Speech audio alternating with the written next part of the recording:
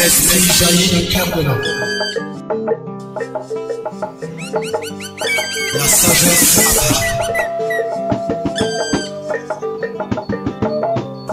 Le monde se transforme.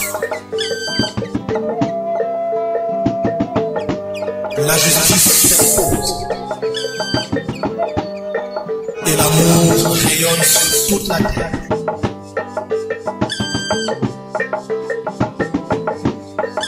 Écoutez sagesse.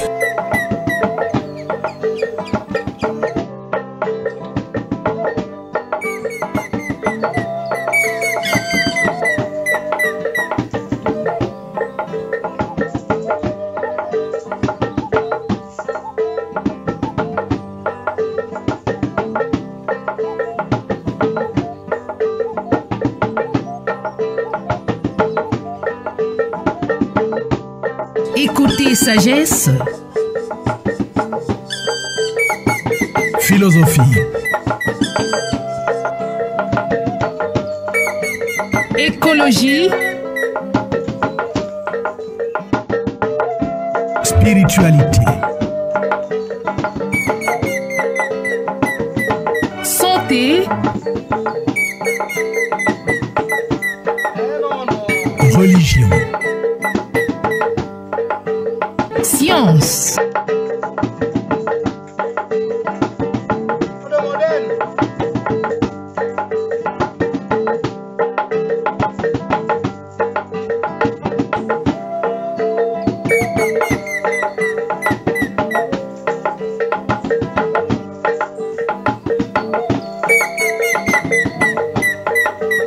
Écoutez sagesse. Vous ne serez plus jamais le même.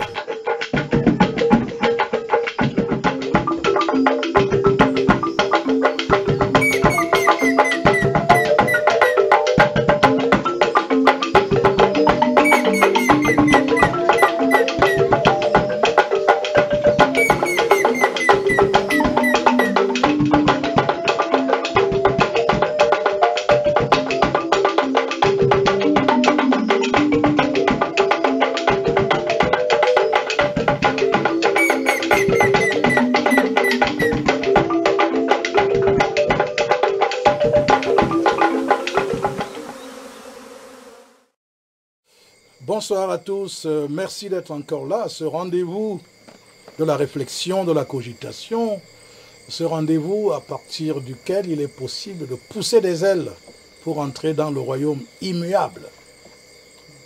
Nous laissons pour un petit moment les préoccupations purement horizontales et matérielles pour passer des moments exceptionnels, des envolées dans les sphères plus hautes qui nous permettent d'éprouver la bonté divine, la vérité, la justice.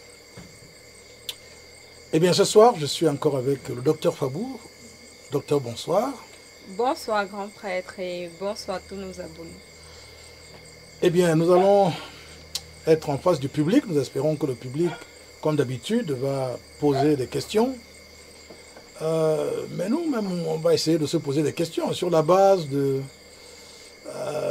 la dernière émission. Nous avons chuté, hein, on a évoqué le fait qu'il y a un remède qui permet de guérir l'homme de toutes sortes de maladies, y compris les maladies psychiques, les maladies psychosomatiques en général, les maladies physiologiques, organiques, physiques. Il y a un remède. Mais pour retrouver ce remède, il faut quand même entrer dans la forêt. Il faut entrer dans le bosquet. Et pas n'importe quel bosquet. Le bosquet sacré. Vous avez observé que la plupart des grands, à l'instar de Djehouti, de Jésus le Seigneur, de Apollonius de Tyane,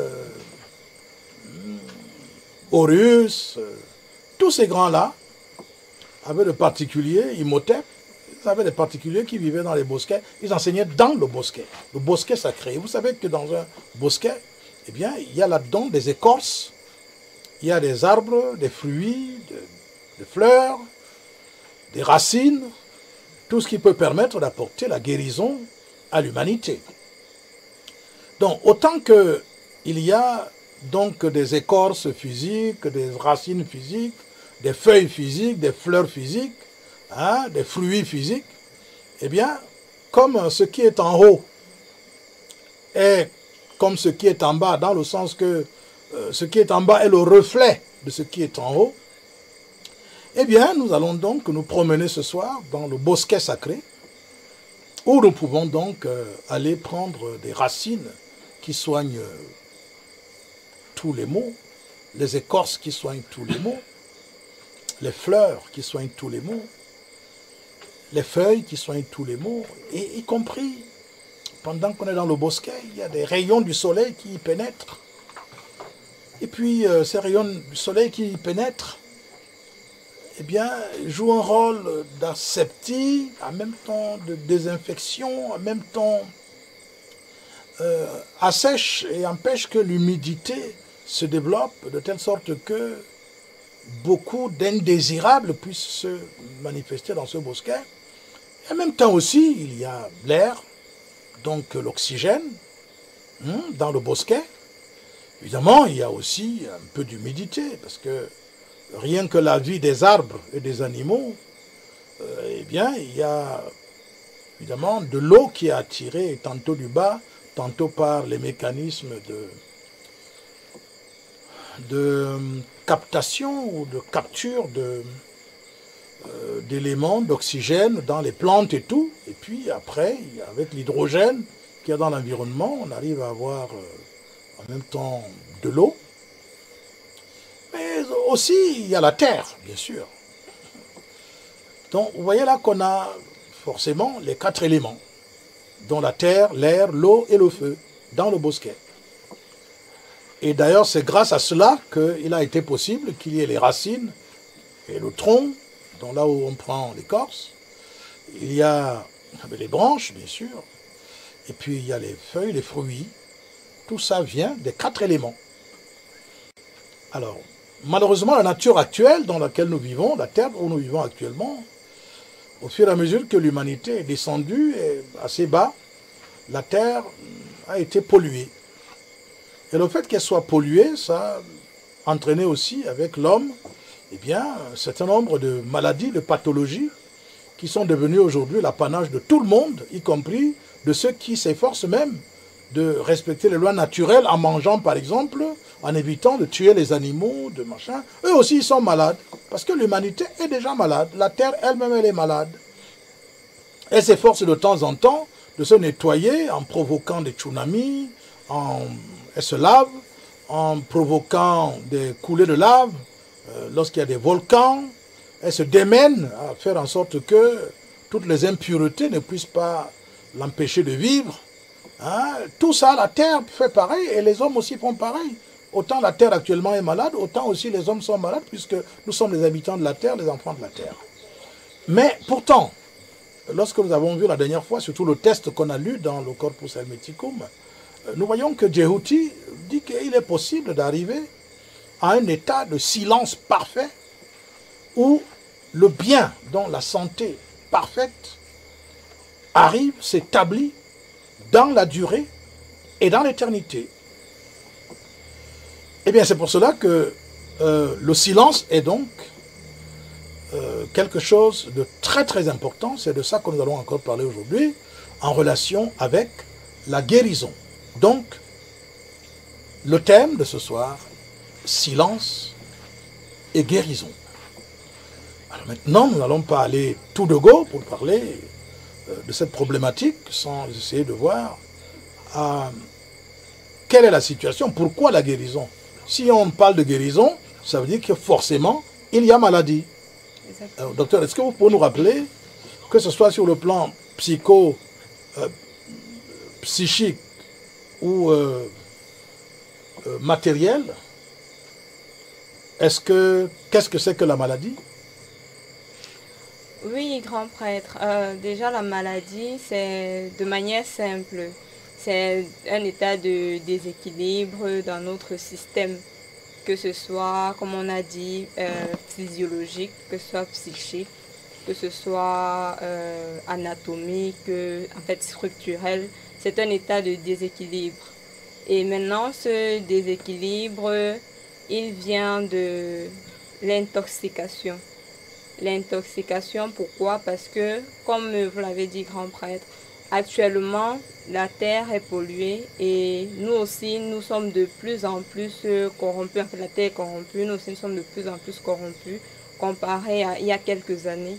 Donc, ça veut dire que nous vivons dans un environnement qui est intoxiqué et nous sommes donc par ricochet intoxiqués. Mais maintenant, il y a aussi le fait que nous posons des actes qui nous amènent à nous intoxiquer encore davantage. Et maintenant, pour revenir sur le plan physiologique, nous avons, en ce qui concerne l'intoxication, on peut prendre le pan de, par exemple, un enfant, par exemple, qui naît et qui a un métabolisme de base. Déjà, tout être humain a un métabolisme de base.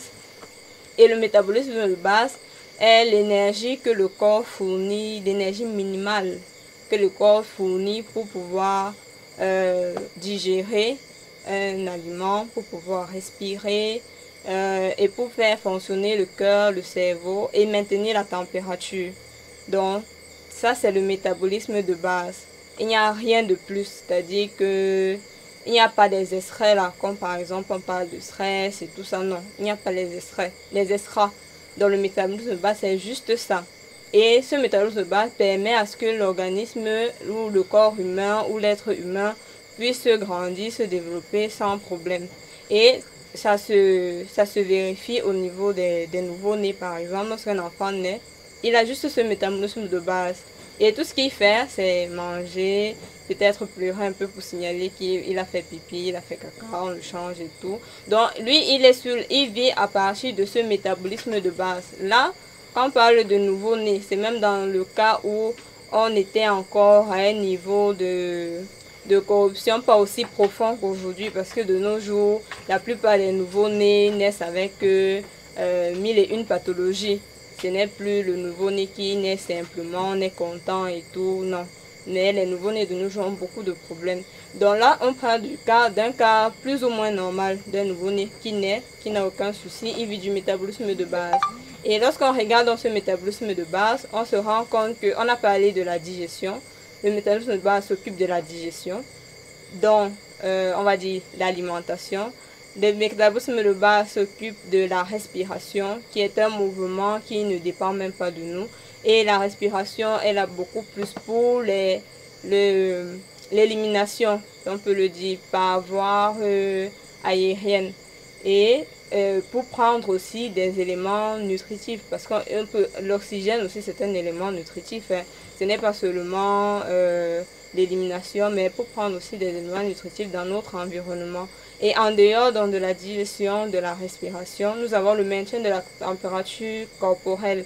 C'est-à-dire pour que nous soyons toujours entre 37, 37 et demi et tout, dans un environnement qui peut varier de 18, 0 degrés, 50 degrés et tout, qu'on soit toujours à 37 degrés, ça vient du métabolisme de base. C'est-à-dire que on estime que, ou la nature a estimé que pour que les organes qui constituent notre système humain puissent fonctionner normalement et tout, sans souci, puisse régler les fonctions vitales de base, il faudrait que nous ayons une température de 37 degrés.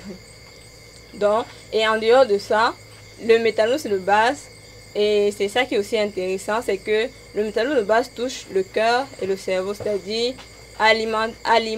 alimentation du cœur, du cerveau.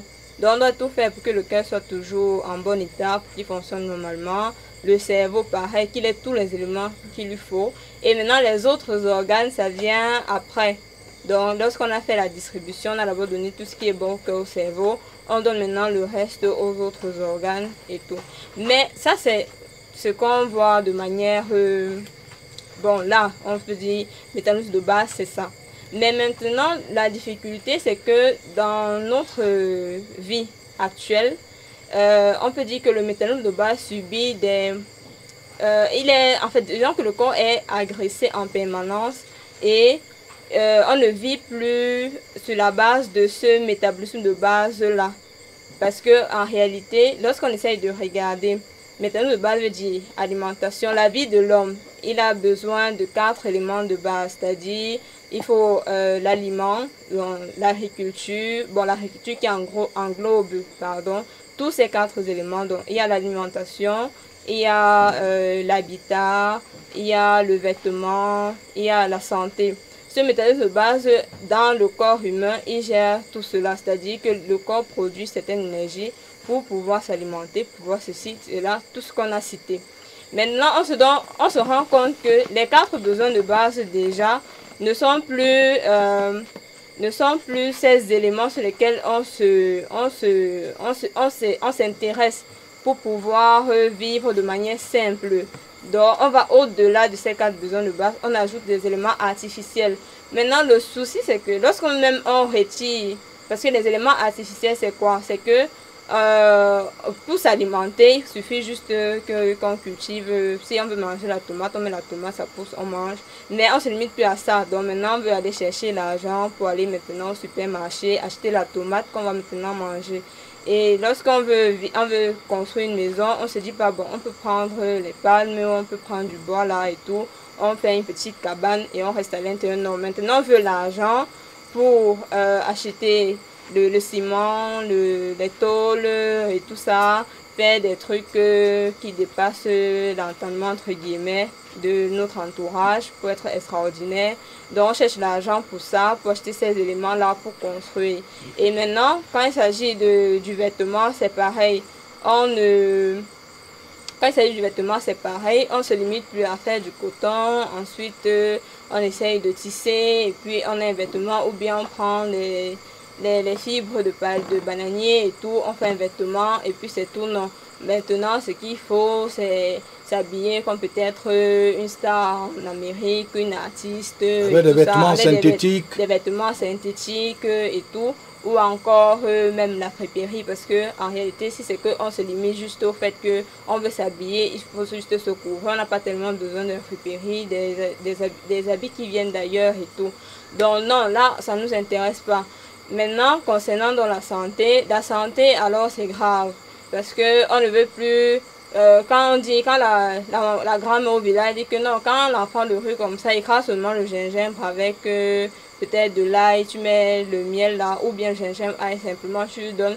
Non, on va trouver que bon, la grand-mère vraiment, son teint est quand même dépassé, donc on sait jamais, donc c'est mieux d'aller peut-être en pharmacie, à l'hôpital et tout, pour voir est-ce que c'est pas mieux de donner même tous ces produits chimiques qu'on connaît d'ailleurs là, juste pour un simple rhume chez l'enfant. Ou encore, on va dire, à l'hôpital, on va estimer même que de nos jours, il y a certains médecins qui vont estimer qu'ils font même déjà beaucoup parce qu'ils ne vont pas produire des médicaments, mais ils vont donner peut-être la solution salée pour laver le nez et tout, ça va passer. Sauf que la solution salée, elle est faite comment? Avec quel élément on produit ça en laboratoire, comment ça se passe? Voilà, donc tout ça, ça nous intéresse plus, ces éléments de base là, ça nous intéresse plus. Maintenant, il faut aller chercher l'argent à d'autres travail, faire ceci, avoir un certain niveau de vie là qui n'a même pas de sens, juste pour, alors qu'on a juste besoin de ces 4 éléments de base. Et c'est la même chose qui se produit à l'intérieur de notre corps. Donc, quand l'organisme veut maintenant juste régler ces 4 éléments de base, c'est un problème, parce qu'on ne veut pas ça, on veut l'extrême. Et même quand maintenant on arrive au niveau où on ne veut pas ces choses artificielles et tout ça, ça devient difficile de retourner même au naturel. Parce que maintenant on va dire, bon, les semences sont génétiquement modifiées, l'air est pollué avec tout ce qu'on produit, que ce soit en Amérique, en Russie et tout ça, pour produire les armes, les ceci et les cela, les pesticides, les insecticides, tout ce qu'on met dans les champs et tout.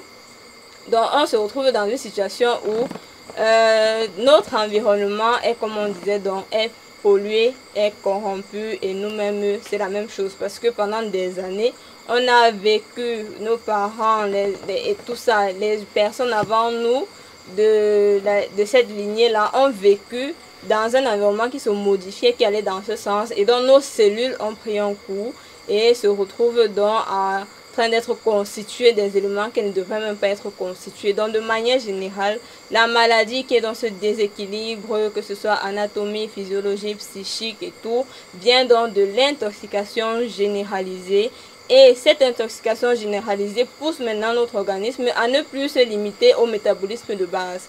Lorsqu'on va sortir du métabolisme de base, on va donc se retrouver en train de faire donc des maladies. Parce qu'on demande à l'organisme de faire des choses pour lesquelles cet organisme n'était pas prévu. Comme par exemple l'alimentation. On va dire l'être humain est constitué de telle sorte qu'il doit manger les fruits et les légumes. Maintenant, on ne lui donne plus les fruits et les légumes, mais on veut lui donner, on passe même d'abord au manioc, au tubercule, voilà. Après, c'est la viande. Progressivement, la viande. Après, ce sont maintenant des produits artificiels et synthétiques. Comme par exemple, il y a des chips là qu'on vend souvent, ce sont les lays et tout. Vous voyez comment on fait ça vraiment. Il n'y a plus rien de naturel. On va dire que bon, c'est à base de pommes. Mais vraiment, c'est l'arôme de pomme. Les colorants, l'arôme. Voilà, puis, exactement. Voilà. Donc, on allait progressivement comme ça. Et lorsqu'on donne, on estime qu'on est en train de manger parce qu'on se dit que bon, ça coûte cher, ce sont les personnes certaines qui mangent ça et tout. Et lorsqu'on mange, l'organisme ne reconnaît pas ça en fait comme un aliment. Du coup, c'est un travail supplémentaire parce qu'il doit comprendre ce que c'est. Il doit analyser.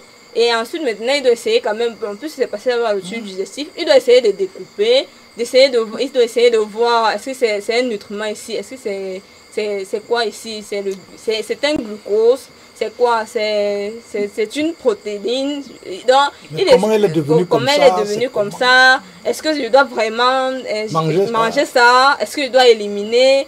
Donc on met notre organisme dans une situation où c'est vraiment compliqué. Là, il s'agit de l'alimentation, de la digestion. Si on prend maintenant le cas de la respiration, avec tout ce qu'on a déjà, les pesticides, les insecticides, même les parfums, on parle même des armes et tout ça, mais il y a les parfums.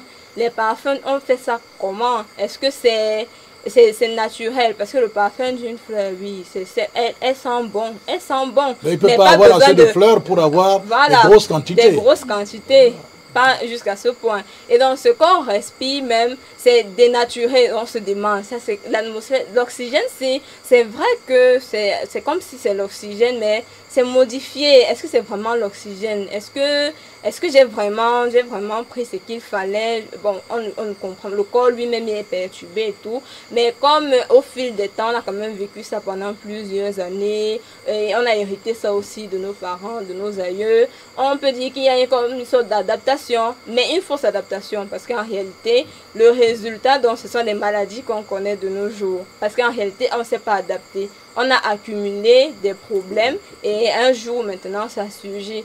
Et maintenant si on prend, on va sur le plan on a parlé de l'alimentation, on a parlé de la respiration. Maintenant on va essayer de voir donc, la température du corps. Bon, la température du corps on peut penser par exemple à l'habitat pour se protéger des intempéries et tout, de manière extérieure, d'où maintenant les éléments qu'on utilise dans notre environnement quotidien pour construire, là où on est né, là où on a grandi et tout. Ce sont les éléments qui sont complètement étrangers même au système, au corps humain. Il ne se reconnaît pas par rapport à ça. Le corps ne se reconnaît pas par rapport au ciment. Il ne comprend pas ce que c'est. Mais si c'était qu'on avait utilisé la brique de terre ou le bois, ah oui, là, ce sont des éléments qui vont ensemble. Mais quand on commence à utiliser le ciment, la tôle, tout ça, ben, vraiment, tu ne sais pas exactement là où tu te trouves. Est-ce que finalement, même, est-ce que c'est pas là où je suis qui cause même un problème, la température que je veux réguler, je fais ça comment, je n'arrive plus, je ne sais plus. Est-ce que je dois être à 37, est-ce que je dois être à 39, je ne sais plus, je fais comment? Parce qu'à permanence, on est dans ce cadre-là, on n'est même pas tellement à l'air libre. De nos jours, alors c'est grave, pour trouver quelqu'un qui aime même rester à l'air libre, là, dehors et tout, non, vraiment c'est compliqué. On doit être dans la maison, bien barricadé, fermé, climatisé, avec les peintures, la télé, l'ordinateur, le téléphone, le wifi, le climatiseur, donc on appelle ça quoi, le chauffage, le rayonnement de la télé, les micro-ondes, Internet. Donc on doit avoir maintenant tout ça autour de nous. On ne supporte même plus d'être dehors, même si c'est 5 minutes. En tout cas, ça ne va pas faire plus de 5 minutes. Parce qu'en réalité, ce qu'on souhaite, c'est qu'on ait même une voiture dans laquelle il y ait les mêmes conditions. Ah, bien sûr. Et là où on parle, que ce soit pareil, le bureau doit être pareil. Bon, voilà. Donc, on est dans un environnement vraiment qui est très compliqué. Du coup, si on a une maîtresse, il faut que ça soit le même. C'est ça le même standing, c'est la même chose. Donc partout où on va, ça doit être pareil, ça ne doit pas changer. Et donc on est en permanence dans cet environnement où l'organisme ne comprend pas, mais je suis où, je fais comment? Est-ce que la bonne température finalement c'est la température du climatiseur? Parce que ça fait quand même des années que je suis dans la clim et je suis à 24. Donc la clim c'est 18. Bon, ça veut dire que je dois donc descendre ou bien je fais comment? Bon, ça crée des modifications. Maintenant, docteur, pardon, voilà. vraiment, parce que si vous continuez là, je crois que... Non, je crois que c'est grave. Hein. Oui, c'est très grave. Non, là, si tu continues, non, il vaut mieux d'abord arrêter comme ça. Voilà. Donc, non, c'est grave. C'est grave, c'est vraiment grave, grand prêtre. Mais c'est grave, c'est un miracle, même que l'homme soit... les animaux et tout ça, qu'on vive encore. Exactement. Mais c'est un miracle. Exactement. Et c'est quand on dit que Dieu est amour là, c'est vrai. Oui, ça c'est vrai. Je ne comprends pas comment on arrive à vivre avec toutes ces agressions, toute cette situation, mais tout cet environnement entièrement pollué, on arrive à vivre. C'est vrai. Nous voyons comment l'espérance de vie ne fait que regresser. Ça c'est vrai, c'est une preuve. Mais est-ce qu'on ressent même ça trop? Pas tellement, parce que ça se fait de manière, c'est progressif, c'est un peu insidieux et tout. Parce que l'organisme quand même a cette capacité de pouvoir, d'essayer de s'adapter, de réfléchir, de voir est-ce que je peux, est-ce que, voilà, comment faire maintenant comment pour continuer? Bon, voilà, en fait, le corps humain se comprend un peu comme les Camerounais. Le corps humain c'est un peu jonglé, c'est-à-dire que, bon, qu'est-ce que je coince ici, je peux faire ci, je peux faire ça, mais ça ne veut pas dire que je vais bien. Non. Je fais juste ça pour que tu puisses continuer, à rester, à te manifester sur ce plan, mais ça ne veut pas dire que tu dois continuer à me laisser dans cet état. Tu dois trouver une solution pour que je revienne à l'état initial. Et maintenant, ça, ce sont les éléments matériels qu'on peut toucher, palpables et tout. Mais maintenant, lorsqu'on arrive dans... On a parlé du cœur, on a parlé du cerveau. Maintenant, il faut alimenter le cœur, il faut alimenter le cerveau. On alimente donc le cœur et le cerveau là, avec quoi actuellement? C'est ça le souci, parce que maintenant le cœur, le cerveau qu'on va alimenter, c'est avec des pensées qui viennent, oui, de tout ce que les parents, les aïeux, tout ça, ils disent de leur culture, tout ce qui s'est modifié, et tout ça là, ils parlent de ça. Et ils vous mettent aussi, on met aussi dans la tête de comment on doit vivre, ce qu'on doit penser, machin, de ce qu'on aussi, on leur a dit qu'il faut penser, qu'il faut machin. Et maintenant, il y a la télé qu'on ajoute par... la télévision, Internet, les téléphones, le système éducatif. Le système, surtout lui, parce qu'il fallait finir par lui, parce que c'est surtout lui le véritable problème. Parce que dans ce système éducatif, on vous dit que non, c'est la télévision qui est bien. Même si on ne le dit pas de manière claire, on dit c'est la télévision qui est bien, c'est Internet qui est bien. Maintenant, Internet alors est reconnu parce que même dans les lycées et tout, on va dire que non, allez faire vos devoirs à la maison, mais vous cherchez sur le net. Voilà, donc ça veut dire que tout ça là c'est bien, le wifi c'est bien, tout c'est bien.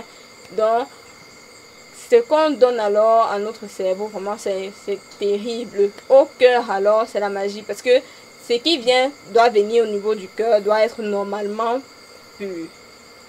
Mais là c'est compliqué parce que l'oxygène dont on a parlé d'abord tout à l'heure, c'est un oxygène qui est déjà dénaturé, qui n'est plus pareil et tout. Si on part sur la base de la biologie, de la biochimie et tout ça, ces différents éléments-là sont déjà corrompus.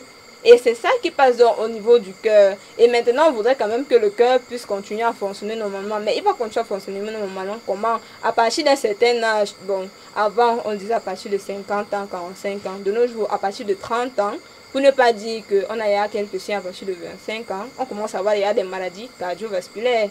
À partir de 25 ans, on peut déjà faire un AVC. Et même à moins de 25 ans, à 20 ans, on peut déjà faire un AVC. Donc ça veut dire que la situation est déjà terrible. C'est catastrophique. C'est catastrophique. C'est catastrophique. Et maintenant, s'il faut donc aller sur les autres corps qui ont quand même une influence au niveau du corps physique, on va prendre par exemple le corps mental. Qu'est-ce qu'on pense? C'est ça, qu'est-ce qu'on pense? Oui, mais docteur, par rapport à ça, qu'est-ce qu'on pense là? C'est bien quand même de relever cet aspect que on ne peut que penser en fonction de ce que tu nous as décrit depuis que tu parles. Exactement. C'est-à-dire que le ciment nous fait penser. Exactement. Hein? Exactement. Les tôles en aluminium nous font penser. Exactement. Hein? Exactement. Très bien. Le médicament qu'on va aller prendre à la pharmacie, ça nous fait penser. Alors, La voiture, ça nous fait penser. L'avion qu'on va prendre, ça nous fait penser. Le train qu'on va prendre, ça nous fait penser. Eh bien, l'habit qu'on va aller acheter dans la boutique, ça nous fait penser. Alors, d'où vient finalement l'ensemble de nos pensées? Ça vient de ce que on voit et qu'on utilise dans notre environnement désormais et qui n'est que artificiel. Et donc, nos pensées, ce ne sont pas des pensées qui proviennent de nous, mais ces pensées proviennent de ce qu'on voit, de ce qu'on entend, de ce qu'on touche. Et tout ça là, voilà comment l'homme actuel se trouve. Comment on peut appeler ça une vie? Est-ce qu'il vit réellement? Est-ce qu'il vit? Puisque tout ce que tu penses ne vient que de ce qu'il y a dans ton environnement. L'homme actuel civilisé ne pense plus à la terre pour construire. Non. Non. Dès qu'on dit construction, tout de suite, parpaing, ciment, tôle. Oui, c'est-à-dire, il n'y a plus moyen de penser aux choses naturelles. Ah oui, ce n'est plus... Non, sinon quand même. Les choses naturelles, c'est pour les pauvres. Hein? Le gars qui construit en terre, c'est qui n'a pas les moyens. Tout simplement. S'il avait les moyens, il ne le ferait pas. Et donc, tout cela nous fait penser. Et donc, quand on sait que donc, le corps ne reconnaît pas tout ça. Un jour, je m'amusais à dire aux chercheurs de vérité avec qui on était en train d'échanger, je leur disais que vos parents, quand ils meurent, c'est-à-dire ce qu'on appelle les ancêtres, ils ne peuvent plus facilement même être en contact avec vous, même quand vous voulez. Parce qu'ils ne reconnaissent plus. À l'époque, il n'y avait pas les tôles. Vous construisez en tôle. Dès qu'il arrive, il voit comme ça, il dit que c'est mauvais là-bas, c'est miné. Parce que la tôle même, c'est de l'aluminium qui rayonne des éléments nocifs.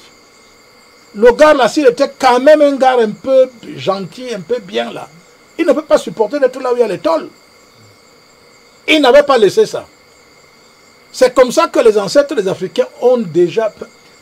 Tous ont toutes les difficultés du monde pour pouvoir continuer même de vivre dans le domaine invisible. C'est une chance. Et c'est pour cela que la population africaine augmente de manière exponentielle. Parce que ces gens n'arrivent plus à vivre dans l'invisible. Parce qu'ils ne reconnaissent plus et le goudron et tout ça, ils ne connaissent pas ça. Et comme tout ça c'est toxique, donc les gars disent non, ça va. Ouf. Comme en général c'est à partir de ce qui se passe ici que les gars là peuvent vivre dans l'invisible. Comme donc ça se fait rare et qu'il n'y a plus moyen, il n'y reste qu'une seule solution, que ces âmes-là viennent se réincarner. C'est pour ça que j'explique. C'est une digression, hein, en passant. J'explique que c'est pour ça que le nombre d'Africains, on a beau les tuer, on a beau les empoisonner, on a beau faire les limitations de naissance, on a beau faire tout, le nombre ne fait qu'augmenter. Parce que les ancêtres là n'arrivent plus à vivre dans l'invisible. C'est en même temps quand même pas mauvais. Hein? Bon. Mais c'est le constat, c'est ce qu'on observe. Bon.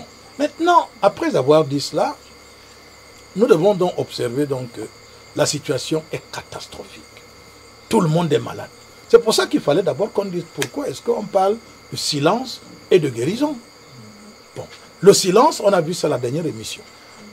Alors, aujourd'hui, nous voulons voir comment est-ce que, si on arrive à ce silence dont il est possible d'être guéri pour l'éternité. Nous ne parlons pas de guérison que le mal de tête vient, après tu soignes, après ça revient encore. Non, la guérison totale. C'est d'elle que nous voulons parler ce soir. La guérison totale. Pour ne plus jamais être malade de toute éternité. C'est de cette guérison que nous parlons. Parce que si nous commençons encore à parler ce soir de, bon, tu as le cancer, après on va te soigner et tout, mais après tu vas avoir le cancer. Parce que la terre même a déjà attrapé le cancer. Les pierres ont déjà attrapé le cancer. Et tout. Comment tu vas faire? On soigne ça, on déshabille Saint-Pierre pour habiller Saint-Paul. Donc tu vas encore tomber malade. Alors donc ça veut dire que ce n'est pas cette guérison-là qu'il faut chercher aujourd'hui. C'est la guérison de notre âme. Alors c'est de ça que nous voulons parler. Comment par le silence, l'âme peut guérir. Parce que si l'âme est guérie, alors elle entre avec un autre corps, un autre vêtement, une autre demeure, donc une autre maison, un autre temple. Elle entre avec tout cela dans le royaume de l'éternité, dans le royaume des bienheureux. C'est ça la condition. Il faut qu'il y ait silence. Il faut que tout ce que tu as décrit là cesse. La vie artificielle, les désirs des choses qui ne sont pas essentielles, qui ne sont pas nécessaires. Il faut ramener la vie au strict minimum et donner au corps juste ce dont il a besoin de manière naturelle. Et ensuite, que nous puissions faire des activités qui sont naturelles. Vous avez parlé d'agriculture. Nous allons parler aussi de l'architecture. Nous allons parler de la confection du vêtement à partir des fibres végétales et consorts. Hein? Ainsi de suite. C'est ça qui est utile et nécessaire. Parce que plus on utilise ces éléments naturels, moins on est malade. Exactement. Alors, donc, maintenant vous savez que pour dire aux humains maintenant là que laissons ça, il y a une autre façon de vivre. Oh là là, vous parlez. C'est de la mer à boire. Alors, qu'est-ce qu'il faut donc voir? Qu'est-ce qu'il faut donc faire? Nous disons donc que nous voulons parler donc de la guérison de l'âme. Alors, il faut quand même encore, c'est un rappel, hein, l'âme c'est quoi? Alors, il faut noter que l'âme peut être appelée le souffle vital qui anime les éléments dont l'homme est constitué. Le souffle vital qui anime tous les constituants de l'homme. C'est-à-dire que des organes, même de l'organisme même, jusqu'aux plus petits éléments, jusqu'aux atomes, jusqu'à l'électron, jusqu'au quartz même, c'est-à-dire jusqu'aux éléments même qu'on n'a jamais découverts même avec la science et tout ça là, dans l'infiniment petit. Alors, donc c'est tout ça qu'il faut avoir en vue. Donc, ce souffle vital, cette âme qui anime donc, et dont l'âme, l'homme actuellement, pour ne parler que de lui, parce que c'est lui qui nous intéresse aujourd'hui, cette âme-là est une âme déjà chez l'homme, elle est déjà individualisée. Ça veut dire que un homme, si on compare avec un animal ou une plante, on va voir que chez l'homme, ce souffle vital est déjà individualisé. C'est-à-dire qu'il a un souffle vital qui correspond à la vie qu'il doit mener pendant cette incarnation et qui va donc lui permettre de vivre cette vie de cette incarnation. C'est pour cela que ces âmes donc sont individualisées. C'est-à-dire que chacun a une âme, donc un souffle vital qui n'est plus une âme groupe, c'est-à-dire comme le cas des animaux. C'est-à-dire que même si, quand tu regardes les chiens, par exemple, ils ont le même comportement partout sur la terre.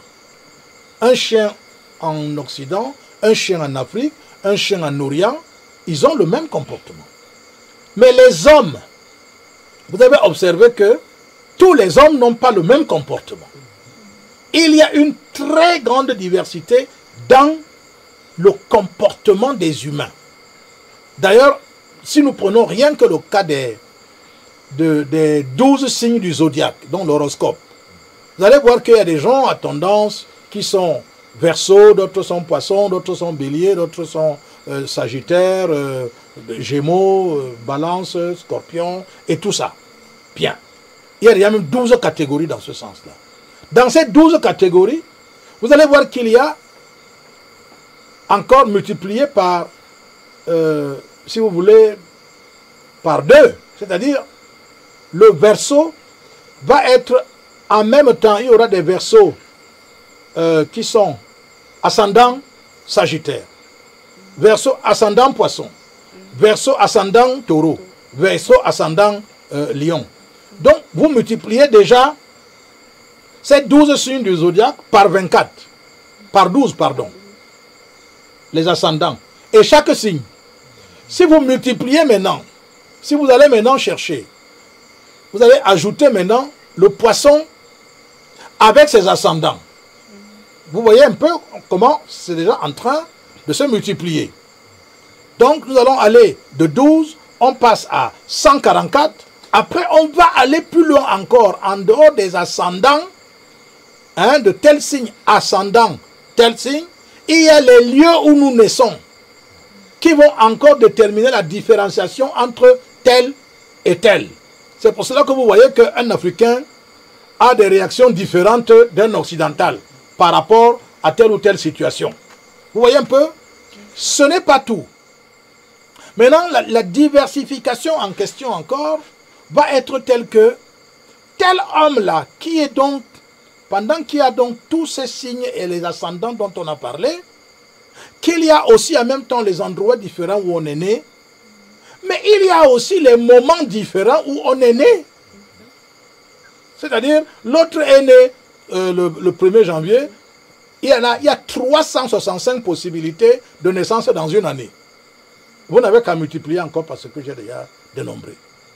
Si vous continuez comme ça, vous allez voir donc que autant d'individus, hommes sur la terre, autant d'âmes particulières. C'est pour cela que je parle de âmes individualisées. Vous comprenez ça? Alors vous comprenez donc que ces âmes qui sont individualisées ont donc des parcours vitaux, c'est-à-dire des expériences de vie différentes. Différence au niveau culturel, différence au niveau du cursus de vie, différence au niveau de ce qu'on mange, différent au niveau, ainsi de suite, ainsi de suite. Vous voyez donc, je voulais juste relever cet aspect. On développera ça sûrement à d'autres occasions, dans d'autres émissions. C'était tout simplement pour dire que l'âme, l'homme, a donc ce souffle vital individualisé qui fait de lui un homme particulier et différent de tous les autres. Bien. Vous voyez donc que pour arriver à la guérison des hommes, forcément, il faut un remède universel. Parce que sinon, vous serez obligé. Et c'est pour ça que la médecine ne peut pas répondre de manière durable et profonde à la question de la santé humaine, parce que elle généralise la manière de soigner et les remèdes qu'on donne aux hommes. Quelqu'un me dira, oui, mais on donne l'aspirine et ça arrive à calmer quand même, ça calme tout le monde. Mais est-ce que vous savez ce que l'aspirine fait à tel, à X, à Y, à B, à C? Vous ne savez pas. Vous savez seulement que, ok, ça a calmé sa douleur. Mais qu'est-ce que ça agit? En fonction de son signe zodiacal, en fonction de son ascendant, en fonction du milieu où il est né, en fonction de l'année où il est né, en fonction du mois où il est né. C'est-à-dire tout ça va faire en sorte que le comprimé en question va avoir des séquelles, va provoquer des séquelles en l'homme qui divergent en fonction de la spécificité de cette personne. Nous sommes peut-être...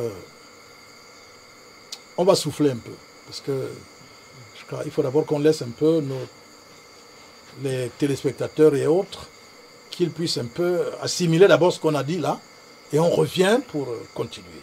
La technique.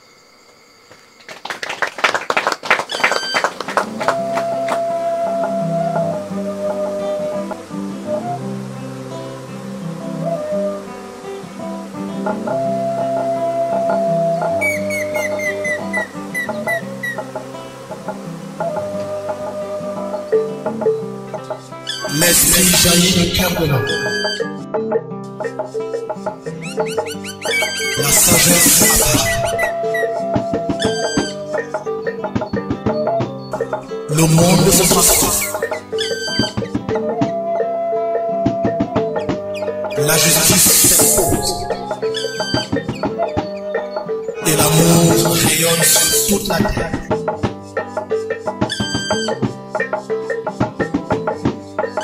Écoutez sagesse.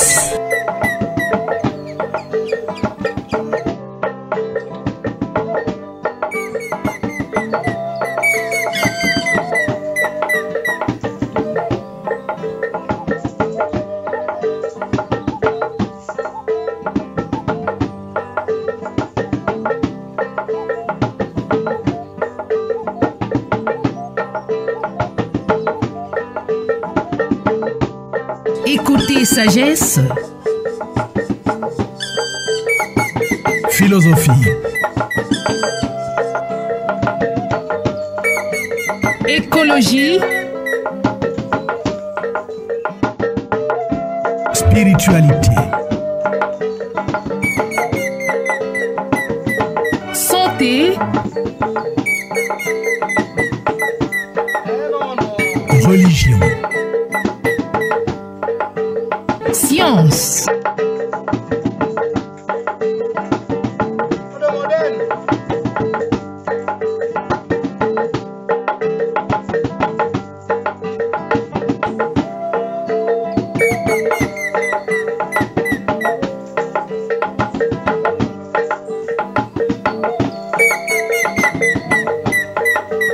Écoutez sagesse. Vous ne serez plus jamais le même.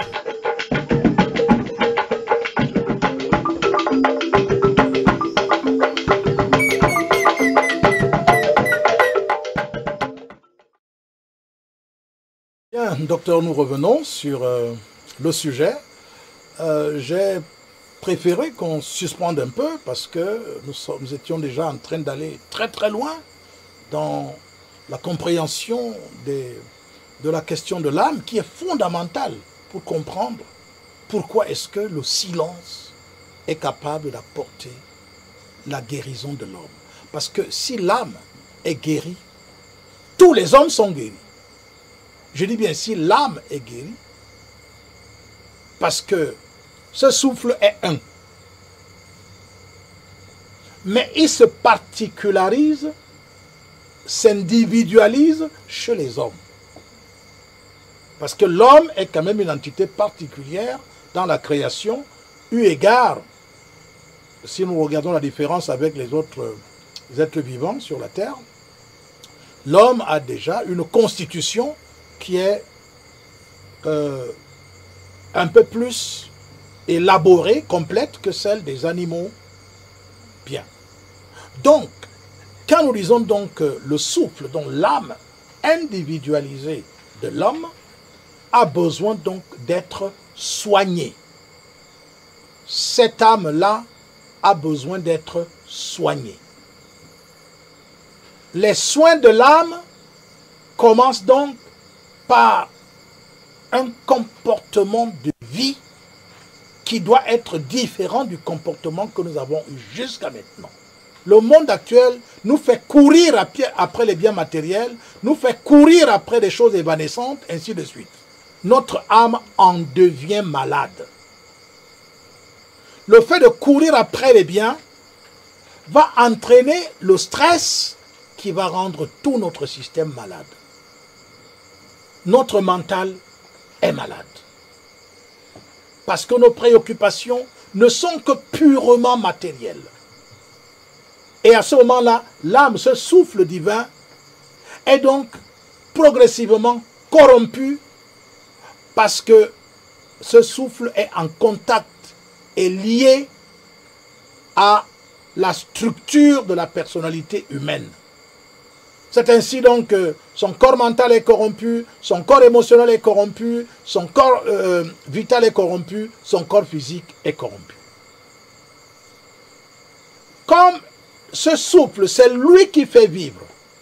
Cela veut dire que si ce souffle devient pur, si cette âme devient pure, toute la personnalité devient entièrement pure et sainte.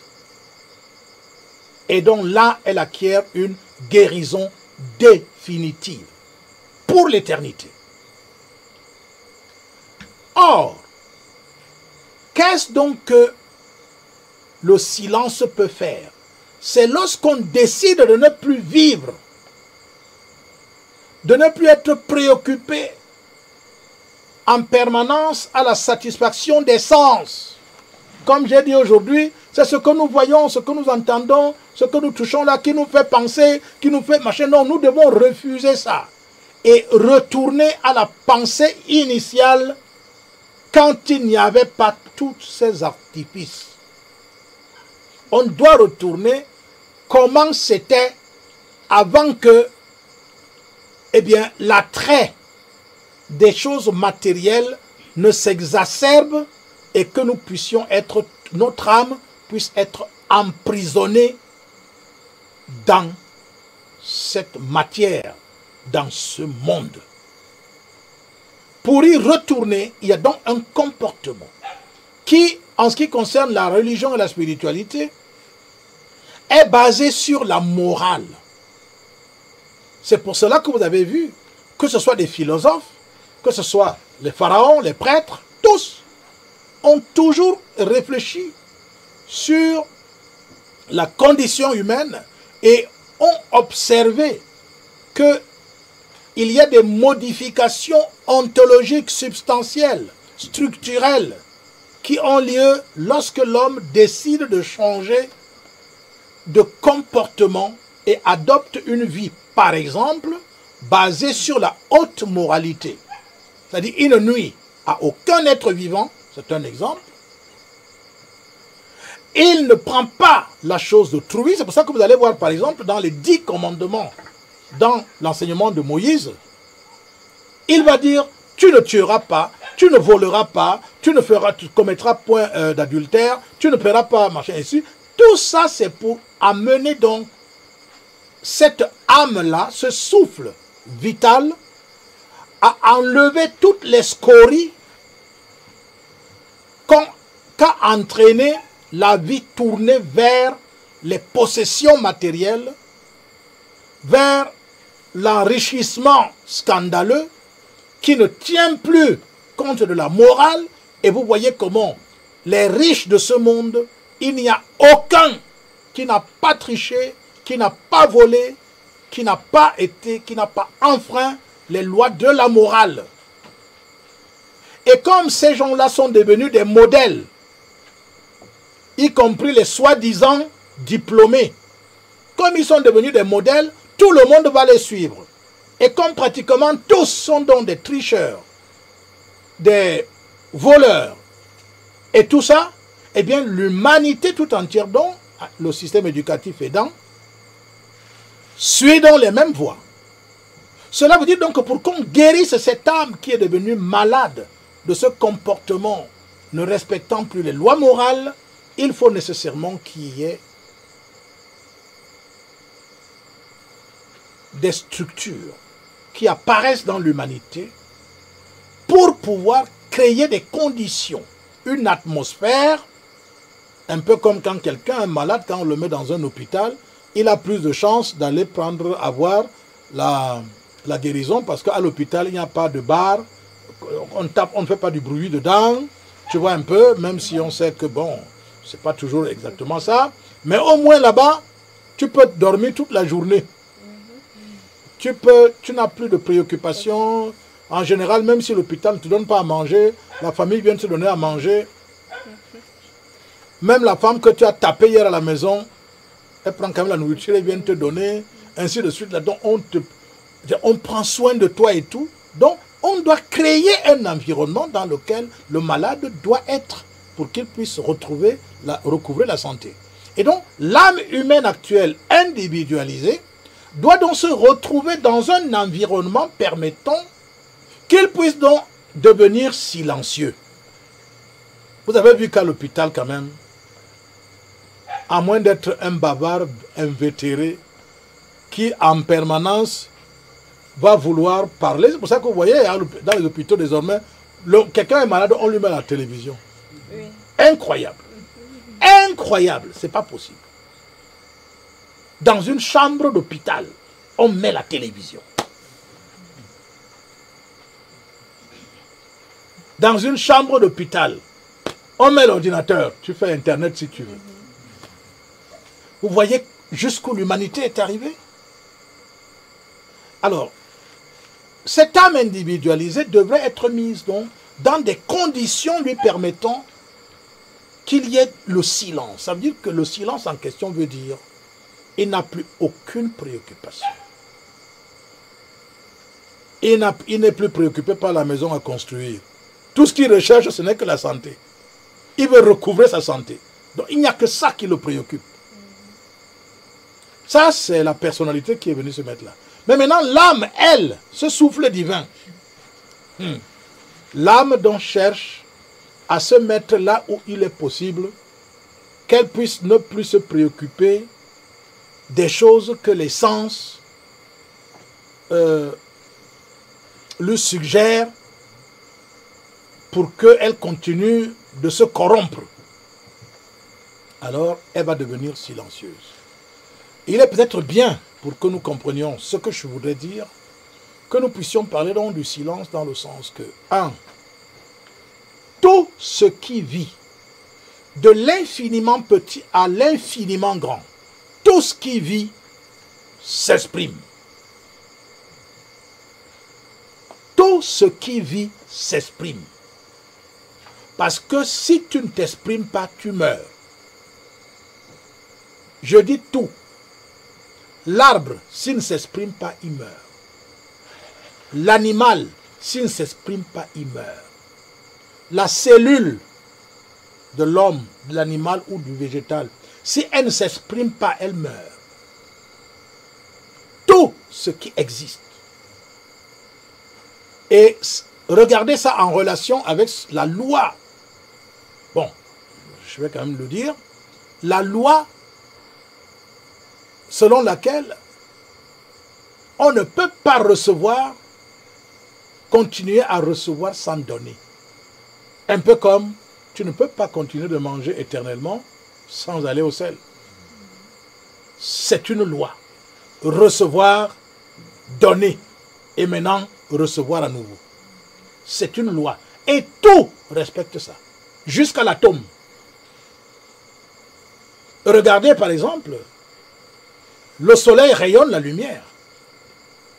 Si le soleil ne rayonnait pas la lumière, il n'existerait plus. Il se serait autodétruit. C'est le rayonnement de la lumière qui lui permet de vivre. Parce qu'il s'exprime. Il brille. Il donne de la lumière le jour. Ainsi de suite. La lune, c'est pareil. Tout ce qui respire est obligé de se soumettre à cette loi. Bien. Pourquoi j'évoque cela? Parce que devenir silencieux pour une âme, parce que si on dit pour le corps, on va croire que c'est juste fermer la bouche. Non. Pour qu'une âme devienne silencieuse, elle doit renoncer donc à cette vie, non seulement tournée vers la matière, mais aussi renoncer à conserver sans expulser. C'est pour cela qu'un homme qui veut s'élever vers la lumière est appelé de par son âme à recevoir les dons de l'esprit et à les manifester, donc à les utiliser pour le bien de l'humanité. Toujours dans cette même loi, recevoir, donner, renouveler, recevoir, donner. C'est ça le cycle de la vie. Une âme qui se soustrait de cette loi meurt. C'est pour cela qu'il a été dit, par exemple, dans la Bible, l'âme qui pêche doit mourir. Parce que cette âme reçoit des forces qui viennent de Dieu, mais ne les utilise pas pour le bien de l'humanité. C'est pour ça qu'elle meurt. Parce que l'égocentricité de l'homme, l'ego a fait en sorte que l'âme, dont le moi, fait en sorte que l'âme ne soit plus à même de donner. Elle s'est recroquevillée dans le moi, s'est recroquevillée sur lui-même. L'âme est emprisonnée par l'activité du moi avec tout ce qu'on a décrit et ne peut plus donc donner ce qu'elle recevait de Dieu. Et comme elle ne peut plus donner, elle meurt. C'est pour cela que la maladie est devenue l'apanage de l'humanité. Or, il est possible de faire autrement. En devenant donc silencieux, c'est-à-dire en n'exprimant plus ce que le moi veut, en n'exprimant plus la vie égocentrique, mais en s'ouvrant aux forces de lumière pour que, purifié dans le cœur, dans la tête, qu'il puisse mener maintenant des activités au profit de toute l'humanité, pour que toute l'humanité retourne à son origine première, là où il n'y avait ni maladie, ni mort. Et c'est ça le but de ce qu'on appelle une école des mystères. Ou bien une communauté véritablement spirituelle. C'est lorsque donc des âmes de ce genre, des âmes individualisées, qui ont pris conscience du danger que représente l'empoisonnement systématique de l'humanité et donc de chaque homme, que maintenant ils se mettent ensemble dans la loi d'amour, parce que l'union fait la force, parce que l'union permet cette grande solidarité dont l'âme a besoin pour pouvoir entreprendre son envol vers les lieux azurés de la vie divine. Et c'est ainsi donc que le silence va donc permettre à cette âme, parce qu'elle n'est plus en activité pour vivre la vie ordinaire, elle s'ouvre donc à la descente des radiations qui viennent de la surnature et qui vont venir éveiller en elle, à l'intérieur de la personnalité, ce qui est semblable à ces radiations qui viennent de Dieu. Le christianisme a appelé ces radiations Christ. Dans l'Égypte ancienne, on a appelé ces radiations Osiris. Ce sont des radiations qui viennent de la nature divine et qui viennent donc vers l'homme, pénètrent en lui à travers son âme, et l'âme purifiée donc, qui ne vit plus la vie qu'on a évoquée tout à l'heure, va donc opérer une véritable noce, les noces de la Marie, les noces qu'il y a dans, par exemple, là, au christianisme, on parle des noces de Canaan. Donc, l'âme, Marie, l'âme, va donc réaliser le mariage avec l'Esprit, avec Dieu, et à partir de ce mariage, un nouveau-né, un fils de la vérité, va donc se manifester. C'est pourquoi le silence donc va entraîner la guérison de tous les maux. Quand vous allez voir les miracles par exemple qui sont décrits dans la Bible, ce sont les conséquences de ce silence dans lequel est entrée une âme. Alors elle est guérie de la cécité parce qu'elle ne voyait pas avant. Elle est guérie de la surdité. Elle va être guérie de la paralysie parce qu'elle était extropiée. Elle n'arrivait plus à marcher. Elle va être guérie. Cette âme va être guérie de l'influence négative de son destin parce que jusque-là, elle était lunatique. Elle va toucher le vêtement de la lumière que rayonnent les messagers de Dieu Et à partir de ce vêtement que ces âmes vont toucher, eh bien, la coulée du sang, les déchets qui sortaient de cette âme vont disparaître. C'est pour cela qu'une femme qui saignait depuis de très longues années, lorsqu'elle avait touché le vêtement du Maître Jésus, l'écoulement du sang s'est arrêté. Donc l'âme va connaître donc toutes les guérisons, y compris de la folie, de la schizophrénie, donc de toutes les maladies psychiques, puisque cette guérison va être en profondeur, parce qu'elle va aller toucher le noyau atomique à l'intérieur de l'atome de chaque structure matérielle, et par la transmutation et la transfiguration totale de l'entité humaine, eh bien, la guérison totale, définitive et éternelle se rétablit. C'est par ce silence, c'est par ce refus de s'exprimer comme le monde le veut, le suggère et l'impose, qu'une âme devenue silencieuse devant Dieu peut donc recevoir les radiations de Dieu, et que son salut peut maintenant commencer. Et elle commence donc à tisser son vêtement de mariage. Vous voyez ce qu'on fait souvent quand une femme se marie. Elle a une robe de mariée. En général, elle est toute blanche. Pourquoi? Parce que ce n'est qu'une âme pure qui peut recevoir l'esprit. C'est cela qu'on voit dans les mariages. Si les gens comprenaient, avaient encore ce souvenir de ce que c'est que le mariage.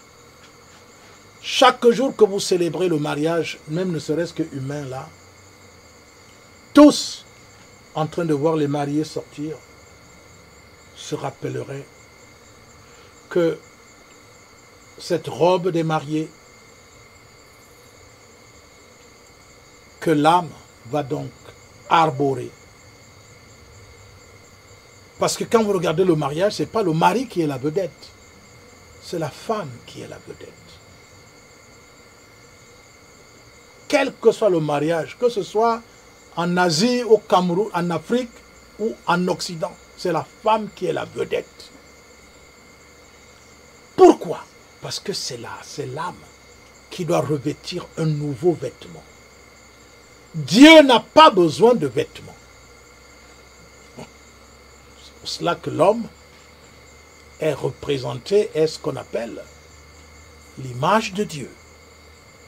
Il n'a pas besoin de vêtements. L'homme, pendant le mariage, peut être même en guenille. Ça ne va choquer personne. Parce que tout le monde regarde la mariée. Oh là là, c'est extraordinaire. Pourquoi les hommes ont oublié ça? Pourquoi le mariage des hommes aujourd'hui ne peut pas nous rappeler cette nécessité de faire en sorte que notre âme redevienne pure, qu'elle abandonne le vice, la prostitution, qu'elle abandonne le mal sous toutes ses formes et qu'elle puisse s'ouvrir à la descente des radiations de l'époux divin qui maintenant lui apportera toute la consolation nécessaire pour qu'elle puisse maintenant rentrer dans le foyer. Le foyer, ça veut dire dans le feu. Parce que quand une femme va dans son foyer, ça veut dire qu'elle entre dans le feu. Et cela symbolise donc l'entrée de l'âme dans le royaume de l'esprit, qui est feu. Elle entre donc dans son foyer, et c'est là où elle va donc faire apparaître la nouvelle personnalité glorieuse par le Fils qu'elle va faire naître à partir de ce mariage avec l'esprit. Voilà ce qu'on appelle la guérison. Et si la guérison se réalise de cette manière, eh bien cela va influencer tous les autres hommes. Un groupe capable de réaliser ce que je viens de dire là devient une bénédiction pour toute l'humanité. Car tous ceux qui souffrent, qui sont malades, pourront être guéris par le sacrifice d'un groupe de ce genre. Et notre école prétend être un groupe de ce genre. Merci, nous vous revenons tout à l'heure.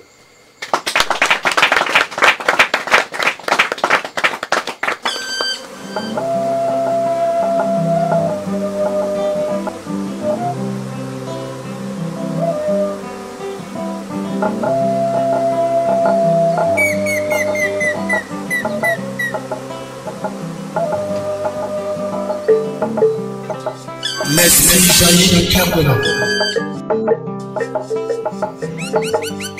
La sagesse apparaît. Le monde se transforme. La justice s'impose. Et l'amour rayonne sur toute la terre.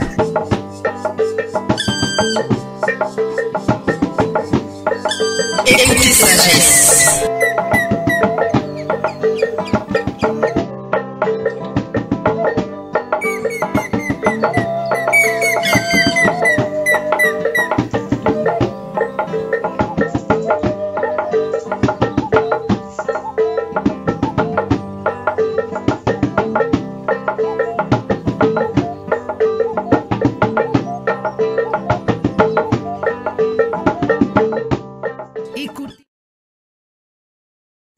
Eh bien, docteur, nous allons... C'est vrai qu'on s'est baladé un peu hein, dans l'antichambre du royaume des bienheureux. Mais maintenant, essayons donc de comprendre, de voir aussi les réactions de nos amis qui sont en train de suivre ce programme. Eh bien, nous voyons notre ami Sémé qui nous dit « Bonsoir, comment faire pour entrer en contact avec vous ?» Je crois que vous avez peut-être les coordonnées au bas de l'écran. Cela vous pourrait vous aider.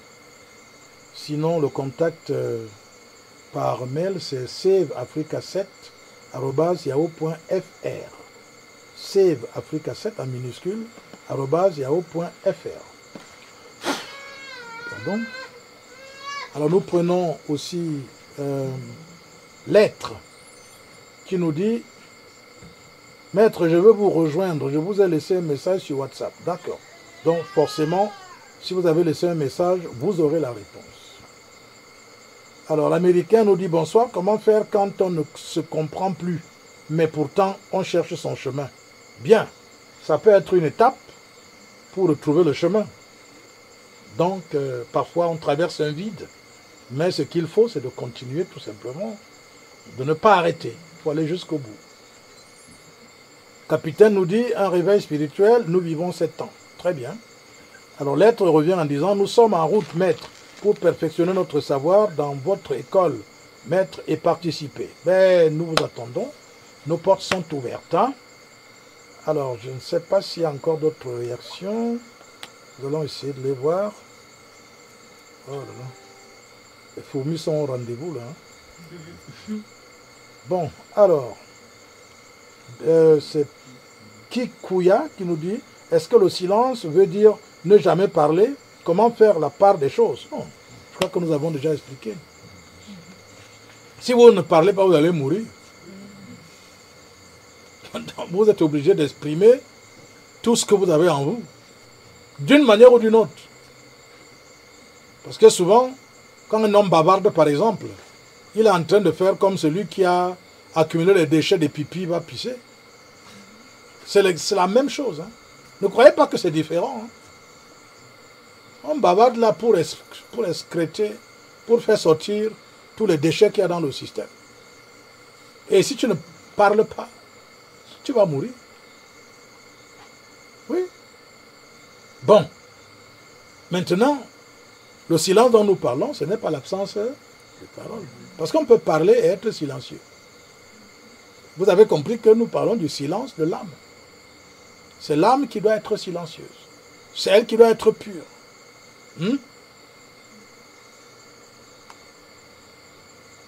Et il est possible de purifier cette âme.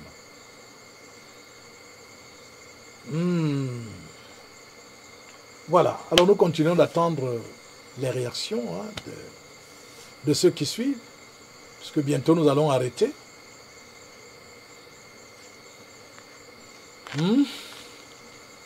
Docteur, qu'est-ce qu'on peut encore dire? Parce que, je ne sais pas, j'ai peur de dire qu'on a tout dit. Hein? Ce qui est vrai, grand prince, surtout que quand vous avez déjà parlé vraiment, vous allez vraiment dans, vous prenez tous les contextes, tous les cas, donc vous parlez de tout. Donc c'est difficile d'ajouter quelque chose à votre suite parce que vous parlez vraiment de tout. Donc ce ne sont pas des segments de vérité ou des demi-vérités, c'est vraiment entier et on comprend ça très facilement. Très bien. Il y a Virginie qui nous dit, on parle du silence intérieur. Oui, c'est de ça que nous parlons.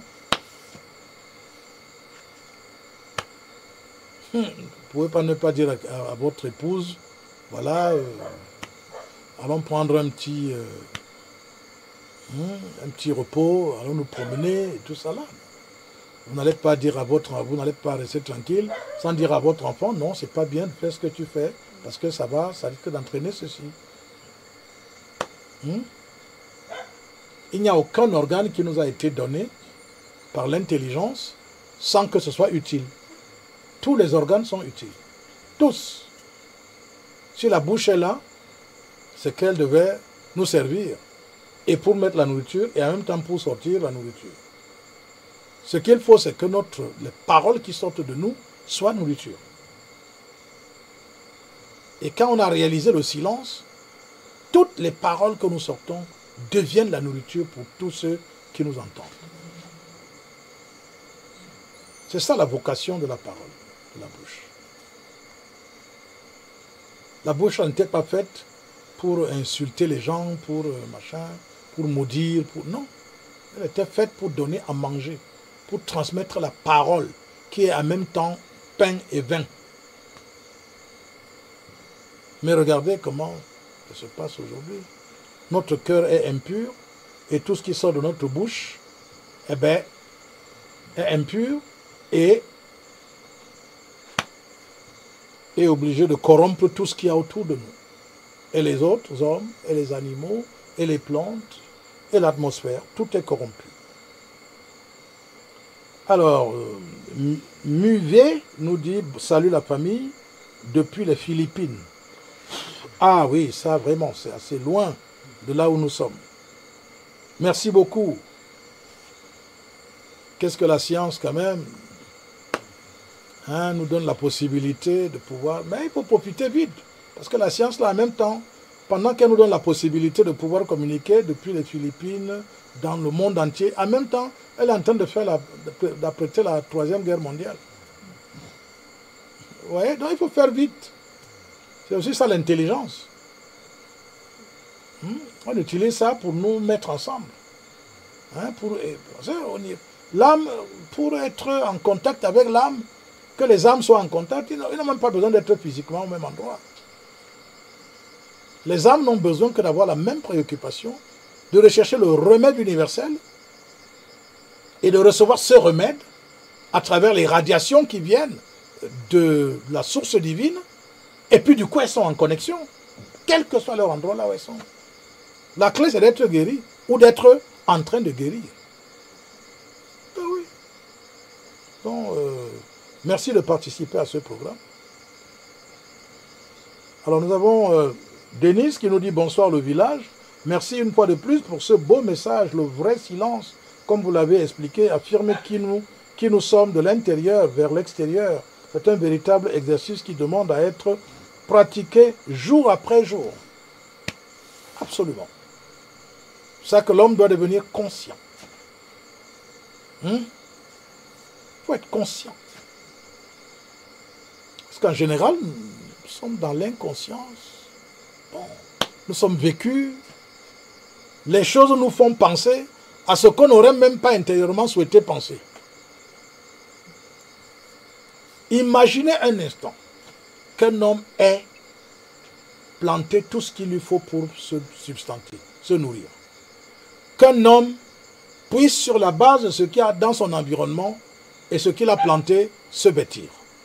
Imaginez qu'un homme soit capable, par sa vie, d'être très peu malade et de donner la possibilité, parce que quand on se porte quand on est dans un environnement où on n'est pas agressé par la pollution et tout ça, eh bien, même le simple, l'arrêt d'alimentation entraîne la guérison.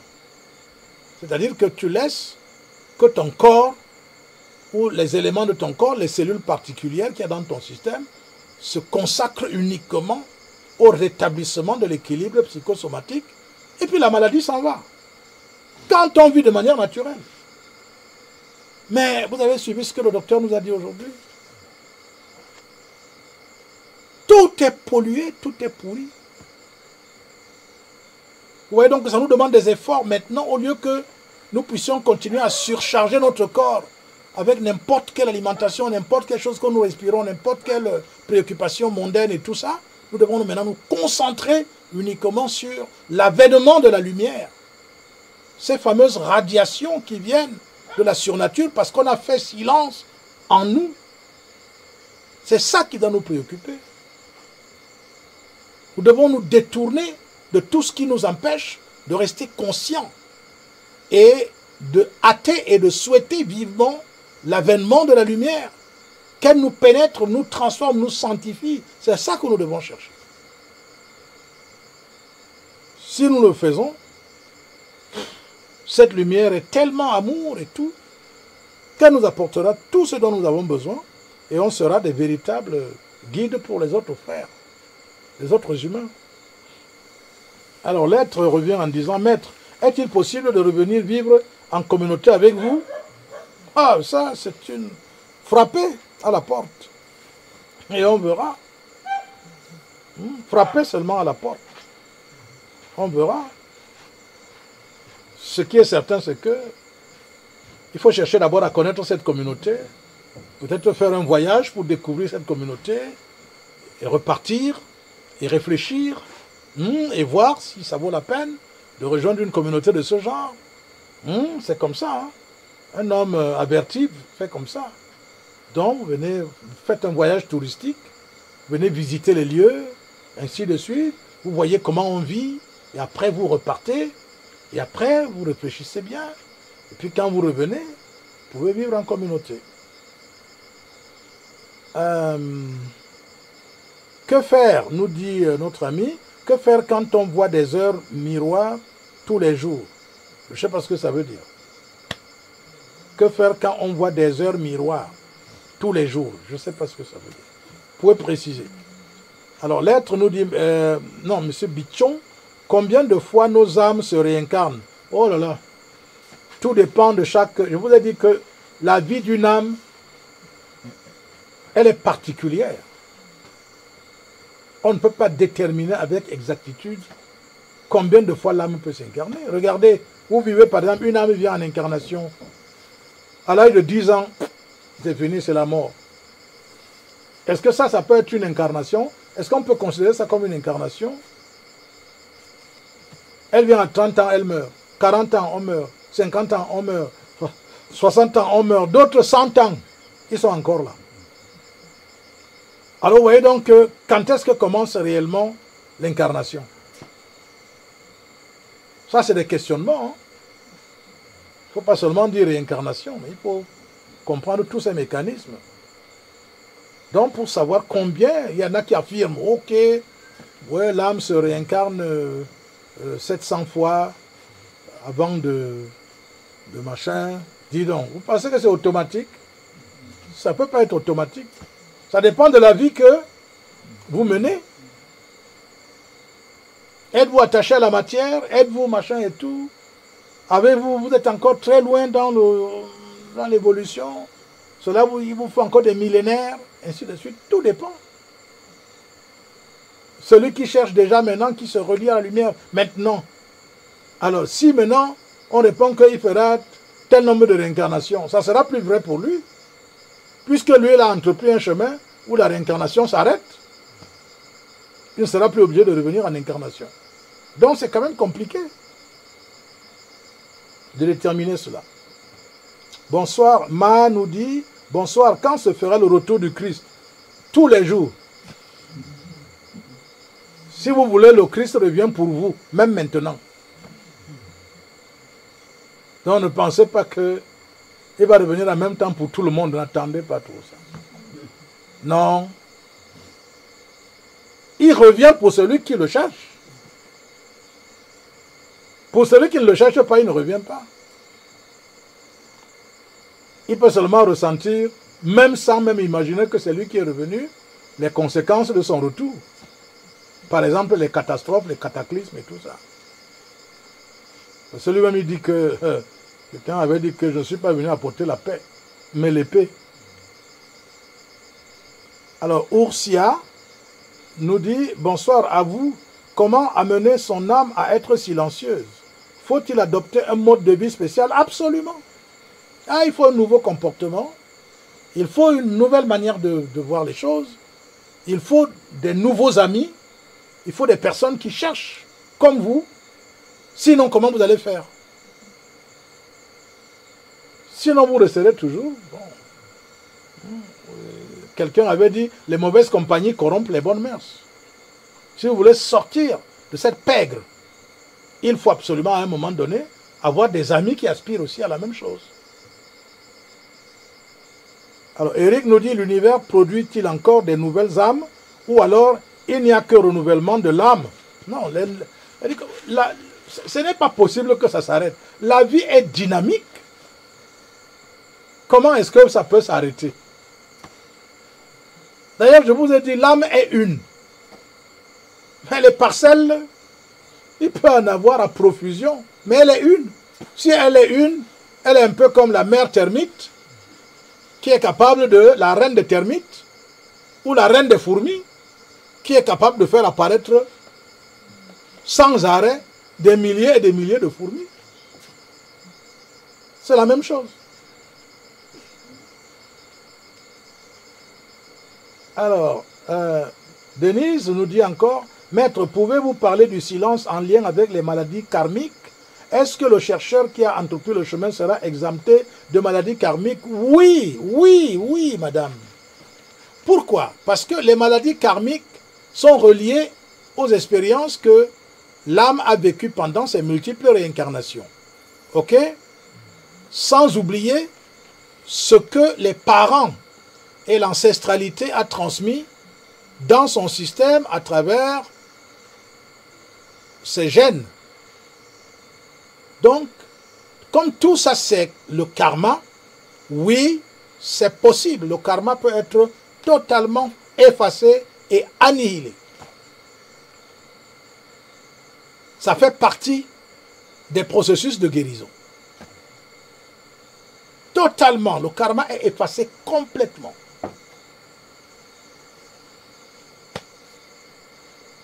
Mais il faut se retrouver dans une atmosphère qui rend ça possible. Toujours, n'oubliez jamais ça. Alors, MEB nous dit, qui revient? Bon, je ne sais pas, qui revient? Je ne sais pas. C'est l'âme qui revient, ou bien vous voulez parler d'autre chose, je ne sais pas de quoi vous voulez parler. Hein? Alors, il y a Marécage qui nous dit, il ne reviendra pas, il est cloué sur une croix en bois. Bon, je ne sais pas, vraiment. Lui, je vous dis que nous, on n'est pas dans le il qui reviendra. On vous a répondu que les radiations venant de la source de la vraie vie, donc de Dieu, pénètrent l'humanité et l'univers en permanence. Donc, ces radiations sont toujours là. Toujours, permanent. Il n'y a que l'âme qui fait des mouvements de rotation jusqu'à ce qu'elle puisse avoir marre de cette vie de cochon, de manger la nourriture des pourceaux. Alors, notre ami dit, que faire quand on voit des heures miroirs tous les jours? Il dit 01, 0, 1 heure, 1 minute, 2 heures, 2 minutes, 11 heures, 11 minutes, 12 heures, 12 minutes. Que faire? Ça là, vous-même vous voyez que c'est le temps, non? Une âme qui veut guérir se libère de l'influence du temps pour entrer dans l'éternité. Donc elle ne se préoccupe plus des heures, ni même des jours, ni des mois, ni des années. Elle ne s'en préoccupe plus. Elle travaille, elle se nettoie pour entrer dans la vie éternelle. Les heures miroirs vont encore faire quoi? John nous dit, si le Christ est présent actuellement, va-t-il se montrer au public? Il ne fait que ça depuis. C'est le public qui est aveugle. Il ne fait que ça. Mais le public, il y a deux réactions. Il y a quelques rares qui réagissent positivement et d'autres qui sont aveuglés et rentrent alors dans les ténèbres totales. Agitent des palmes, mais en le reniant en même temps. Voilà le drame de l'humanité. Kekuya nous dit, le Christ que vous cherchez est au Congo-Kinshasa. Moi, je ne sais pas. Le Christ n'est nulle part. Et il est partout. Si le vôtre est seulement à Kinshasa, c'est que c'est un faux Christ. Le vrai est partout. Il est omniprésent. Celui-là, celui dont vous parlez là, il est faux. C'est ce qu'on appelle les faux Christ. Le vrai, il est omniprésent, il est partout. Retenez ça, hein, c'est important. Les gens vont continuer à vous tromper, à vous raconter. J'ai déjà vu rien que moi-ci. Si je vous donne le nombre de personnes qui m'ont déjà dit que c'est eux le Christ. Et chacun qui me dit ça, il dit, oh oui, c'est bien. L'autre dit, c'est bien. L'autre dit encore, je dis, c'est bien. Il y a des femmes qui disent que c'est elle le Christ. Jésus-Christ revenu en incarnation. C'est bien. Les hommes aussi disent la même chose. C'est bien. Il y en a plusieurs. Mais en même temps, le vrai avait dit que il y a des gens qui viendront comme ça en disant que c'est eux le Christ. N'y croyez pas. Il avait dit non. Si vous qui croyez là, ça c'est votre problème. Nous, on n'est pas dedans. L'être nous dit le Christ, c'est un état d'être. Mes amis, nous pouvons tous l'incarner. Voilà. Ce n'est pas seulement un état d'être. C'est un état d'être, c'est vrai. Mais ce n'est pas seulement un état d'être. C'est aussi un ensemble de radiations, des rayonnements qui viennent de la surnature et qui viennent pour transformer et pour vous donner cet état d'être. C'est ça. Si cela ne vient pas, vous allez avoir cet état d'être comment? Voilà comment ça se passe. Alors, je crois que nous allons peut-être aujourd'hui envisager d'arrêter cette communication et de dire à tous ceux qui nous écoutent, nous sommes disposés à continuer, à échanger avec vous. Laissez tout ce qui est tape à l'œil là et tout ça là, ça ne sert à rien du tout. Les guéguerres de tel est Christ là-bas, l'autre est Christ là-bas et tout. Laissez ça, dis donc, on a déjà tout vu. Bon. John nous dit, le vrai Christ n'a pas de corps. C'est une question, hein. Le vrai Christ n'a pas de corps. Non, il a un corps spirituel. Et il est partout. Omniprésent. Éternel. Le même hier, aujourd'hui et demain. invariable.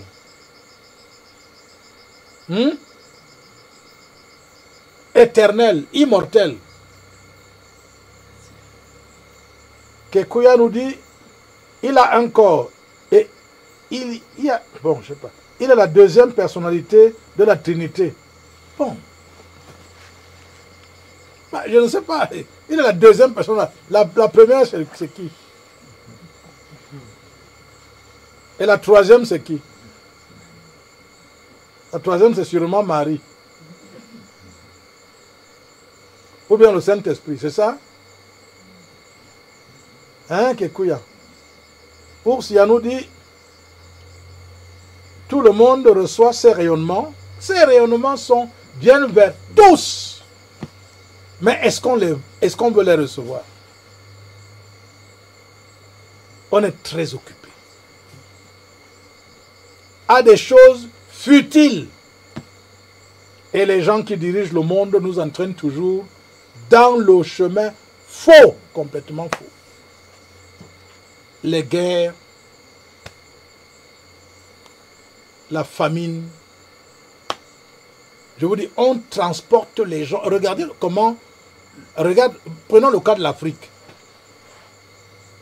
On sort les Africains des villages pour aller les jeter au chômage en ville.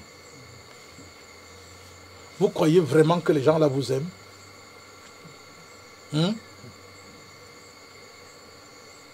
Quelqu'un qui dirige votre pays, ou votre continent, ou votre village même, il vous sort du village pour aller chômer. Dites-moi, il vous a fait du bien? Comment les gens font pour entretenir un système de ce genre? Comment les gens font pour sortir les gens des villages où tu mets un noyau d'avocats en terre, l'avocat te donne des centaines d'avocats.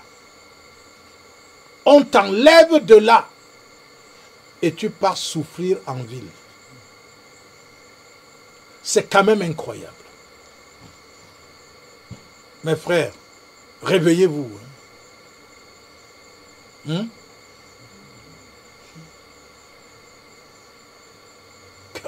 Comment l'homme a pu arriver jusqu'à ce stade? On vous sort des villages pour aller souffrir. En vous miroitant l'école, machin, CPE, BEPC, probatoire, bac, doctorat et consorts et tout. Voilà le docteur Fabou qui est là. Elle a fait tout ça, le docteur d'État. Elle est revenue ici, là, nous on est au village, on cultive la terre.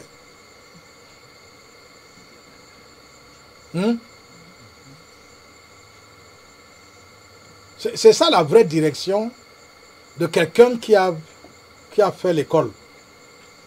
Sa direction devait être le village.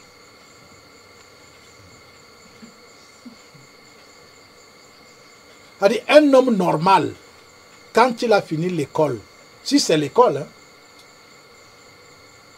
il rentre au village, là où il était. C'est une loi aussi. Tu étais à l'école, au village. Tes parents t'ont entraîné, tu es parti en ville. Si ce n'est même pas toi, eux, ils étaient au village. On les a entraînés en ville. Ils ne sont pas rentrés. Et ils vous ont fait naître en ville. Ça fait qu'il faut être comme moi, comme ça. Pour refuser de rester en ville. Parce que mes parents m'ont fait naître en ville. Moi aussi, je suis né en ville. Ma mère m'a fait naître en ville. Elle a accouché là-bas. Quand j'ai eu un certain âge, j'avais 30 ans, j'ai dit zéro faute. Même comme toi, tu as refusé le village, moi, je rentre au village. Oui. C'est ça la destination d'un homme normal. J'insiste. Hein? Quand vous voulez être anormaux, ça c'est votre problème. Alors, l'autre, Kekuya nous dit la première c'est le Saint-Esprit. Ah, la première personne de la Trinité. La deuxième seulement, ça, la deuxième c'est sûrement le Christ. Et la troisième c'est le Père. Bon, vraiment. En tout cas. Kekuya dit encore, vous avez raison, mais Dieu a également un représentant humain sur terre. Ouais, Dieu. Ouais. Il est comme Dieu. Parce que pour avoir un représentant sur la terre quand même, hein, il vous a montré son carnet ou bien sa lettre d'accréditation. Non, on appelle ça quoi? Sa lettre de mission que Dieu lui a donnée. Hein? Il a un représentant. Vous-même, vous ne pouvez pas être représentant. Pourquoi? Normalement, quand Dieu, si Dieu envoie un représentant sur terre, c'est pour que tous les hommes qui vont venir vers lui deviennent des représentants de Dieu. Un représentant là qui est représentant seul, jusqu'à ce qu'il meure là, il n'est pas représentant de Dieu.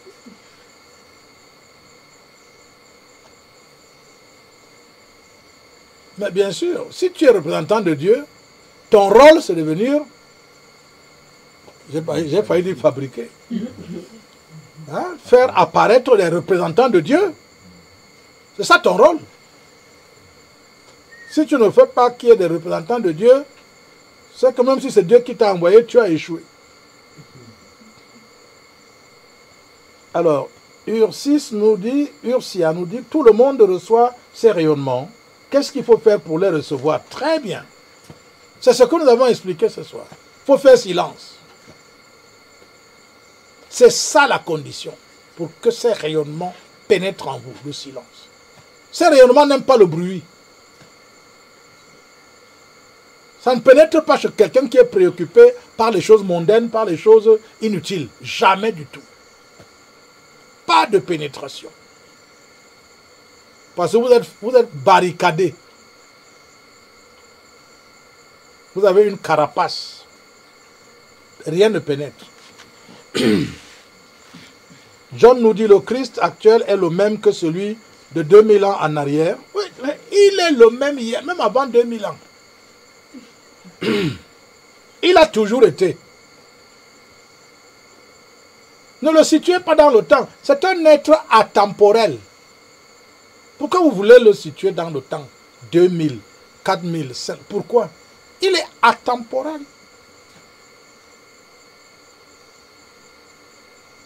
John nous dit le Christ actuel.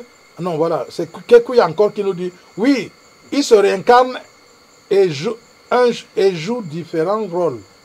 Il faut préciser que Yisou était noir. Il est noir ou bien il était noir? Il est parti où alors?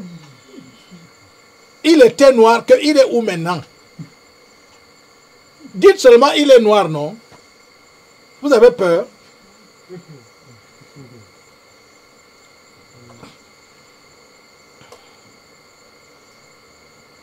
Alors, tout est amour nous dit, le silence équivaut à la médiation. À la médiation. Bon, je ne sais pas si c'est ce qu'il voulait dire. Hein. Vous voulez dire méditation ou médiation? Je ne sais pas. Moi, je lis médiation. Kojo nous dit, il est venu vers les siens et les siens ne l'ont pas reçu. Merci, monsieur Kojo. Il vient toujours vers les siens. Mais les siens sont déjà détournés par tout ce qui est artificiel et qui n'est pas nécessaire. Ouais, c'est difficile. L'humanité atteint un niveau où même si tu parles comment, c'est difficile qu'on comprenne. Les oreilles sont bouchées complètement. Mais je sais que vous qui nous écoutez ce soir, vous allez continuer de réfléchir. Ah voilà, il nous dit, tout est amour, nous dit, je voulais dire méditation. Oui, vous savez, vous pouvez méditer en n'étant pas silencieux. Hein. Imaginez un instant que vous commencez à méditer sur la guerre que vous allez aller mener contre votre frère. Vous croyez que vous êtes silencieux? C'est une méditation, non? Oui. On peut méditer sur tout. Est-ce que cette méditation te apporte le silence? Tu bavardes à l'intérieur de toi fatigué. Si je le rencontre, il va voir. Hein, quand je veux le retrouver, voici ce que je veux faire. Tu es en train de bavarder. Tu n'es pas tranquille. Il n'y a pas le silence. Bon, alors, John nous dit, c'est vous-même le Christ dont on parle. Ouais, John. Pourquoi vous voulez à tout prix que ce soit un être temporel? Pourquoi vous insistez sur ça? Je vous dis, le Christ est atemporel. Mais un homme qui a consacré sa vie pour recevoir ces rayonnements, ces radiations spirituelles, peut refléter la lumière du Christ. Il reflète de manière à ce que d'autres puissent recevoir. Parce que souvent cette lumière-là, elle est tellement puissante qu'il faut d'abord avoir une structure modifiée, changée complètement pour que vous puissiez maintenant la recevoir, cette lumière, et pouvoir donc partager avec les autres. C'est comme ça que ça se passe. Bon, alors nous allons clôturer avec Kekuya. Moi, je ne suis pas le Christ. Le Christ, c'est Noah Amani. Il est présent au Congo, Kinshasa. Bon, vraiment, je crois que... Dites-lui qu'il y a un homme au Cameroun qui a dit qu'il est un faux Christ.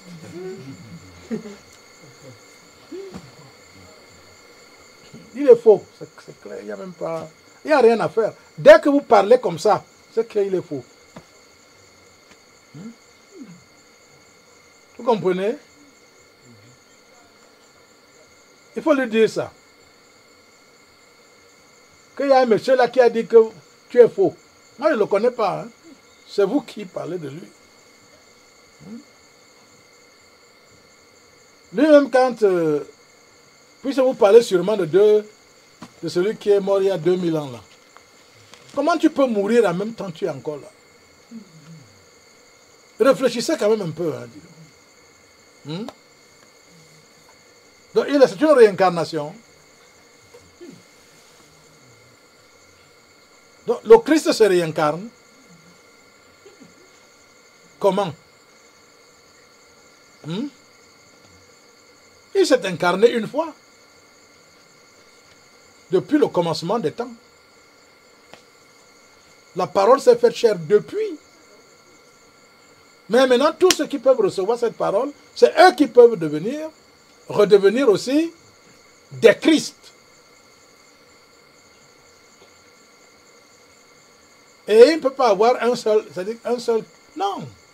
Il y a le seul là. Il a seulement des, comment on appelle ça là, des gens qui rayonnent sa lumière et qui montrent aux autres que voilà la route pour redevenir comme notre Père ou comme notre frère que les gens ont appelé Christ. Et ce frère est lumière. Il n'est pas difforme comme nous là. Il n'est pas laid.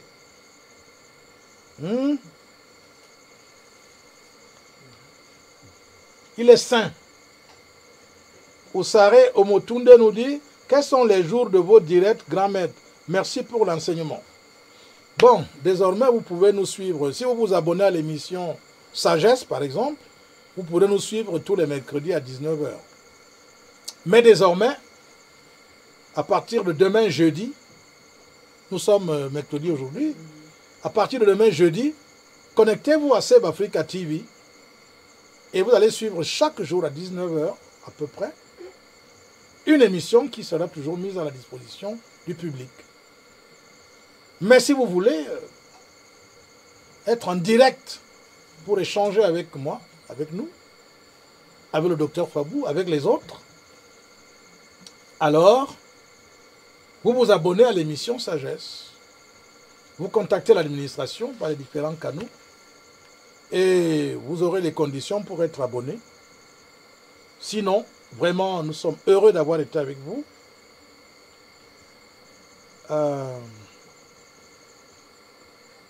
John nous dit, ah, je croyais que vous pensiez être le Christ. Non, mon ami. Même si je suis comme ça, est-ce qu'il peut me dire? Est-ce qu'on dit même la qualité des choses là?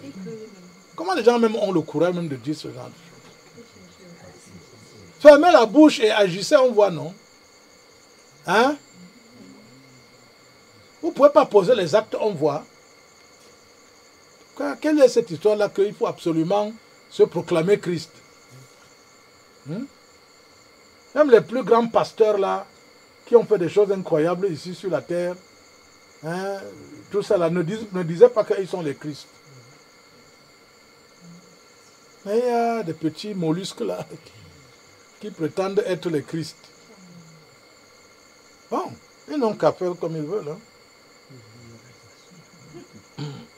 Oursia nous dit le silence de l'âme guérit aussi des maladies physiques. Oui, nous l'avons dit beaucoup pendant cette émission. C'est avec ça que nous allons terminer. Oui, jusqu'à la maladie physique. Écoutez nos émissions, vous en saurez encore davantage. Vous pouvez nous écouter désormais le jeudi, le vendredi, le lundi, le mardi. Nous allons nous écouter chaque jour ouvrable. Dès 19h. Merci d'avoir participé à tout ceci. Docteur, un dernier mot? Merci, grand prêtre. Ok, merci à tout le monde, à ceux qui ont participé en direct ici au village. Nous voulons vous dire que nous émettons à partir du centre du Cameroun et dans le département du Mbam, à peu près 170 km de la capitale politique. Nous sommes des agriculteurs, nous vivons au village. C'est là où nous sommes installés. Et nous travaillons uniquement pour rechercher la lumière. Tout ce que nous faisons ne va que dans le sens de la quête de la vérité et de la lumière. Merci d'avoir été des nôtres et à très très bientôt. Bye bye.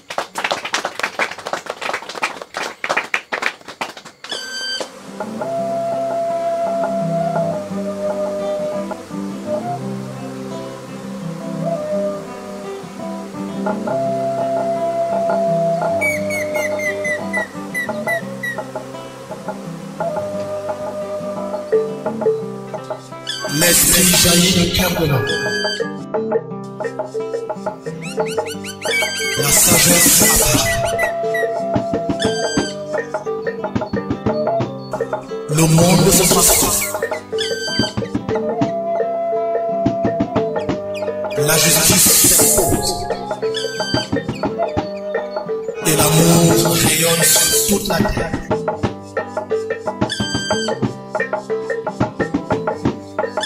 Écoutez sagesse.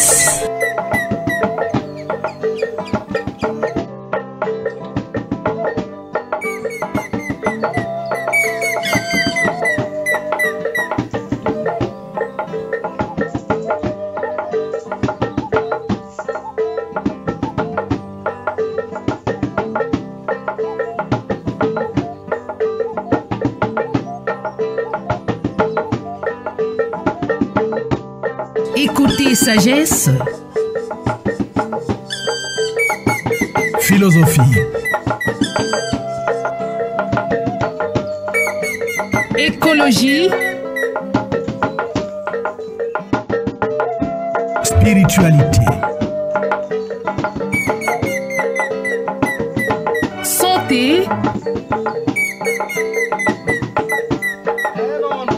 Religion. Science.